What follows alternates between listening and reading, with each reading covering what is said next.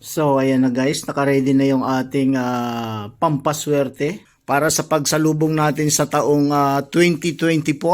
Ayan, dito ko inilagay sa harap ng aking munting altar. Ayan yung aking munting altar. Nandyan si Papa Jesus, si Mama Mary. At yan nandyan din yung aking design, pati yung mga wire kasama. Pero okay lang yan. Ayan ang ating pampaswerte para sa taong 2024. Ayan yung ating mga ginayak na prutas. Ayan, meron tayo diyang pineapple, yan, pinya. Meron tayo diyang peras, may strawberry, may pomegranate, may orange, merong ubas, meron din tayong itlog. Siyempre may itlog tayo. Ayan, 2024. Ayan, welcome 2024. Ayan mga lodi, yung aking ginayak na pampaswerte. Pero siyempre, ang swerte, tayo pa rin ang gagawa nun. Kung nasa bahay lang tayo, hindi tayo kikilos, hindi tayo magtatrabaho, walang swerteng darating sa atin.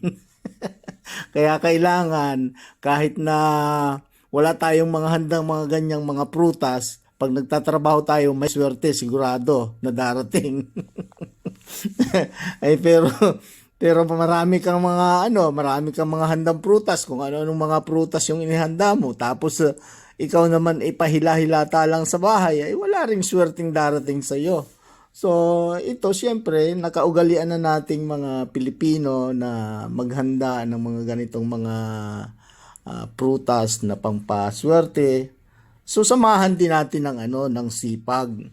So, yun, meron ako ditong pansit. Hindi man ako nakapagluto, ako lang din naman mag-isa rito. So, binili ko lang ito doon sa Lulu Hypermarket. Para mamaya na medianoche, tapos ito yung kalahati ito ng chicken. Yan yung ating kakainin mamaya. Meron naman akong kanin diyan. So, yun na lang ang ating kakainin. Mag-isa lang naman ako dito sa aking room. Wala akong kasama. Every Christmas, New Year, birthday, ako lang naman talagang mag-isa eh. So, yun, okay lang. Basta yung family ko sa Pilipinas is masaya nilang sasalubungin ang pagdating ng 2024. So, yan guys. Hanggang dito na lang yung aking video para ipakita sa inyo ang aking inihandang pampaswerte. Kahit mag-isa lang ako, naghanda ako ng aking pampaswerte para swerte ulit ako sa buong taon. So maraming salamat po Lord sa lahat ng mga biyayang ito, na kung hindi po dahil sa inyo ay hindi rin ako magkakaroon ng mga ganitong maigagayak dito sa aking pagsalubong sa 2024. So maraming salamat po sa buong taon na binigyan nyo ako ng kalakasan. Ganun din yung aking pamilya, nanatiling malakas.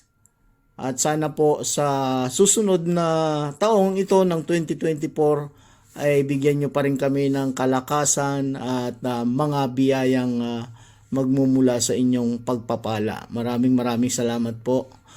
Ibinabalik ko po ang lahat ng ito sa pangalan po ng iyong anak na si Jesus. Amen. So thank you so much guys. Happy New Year! I love you all. Thank you so much for watching.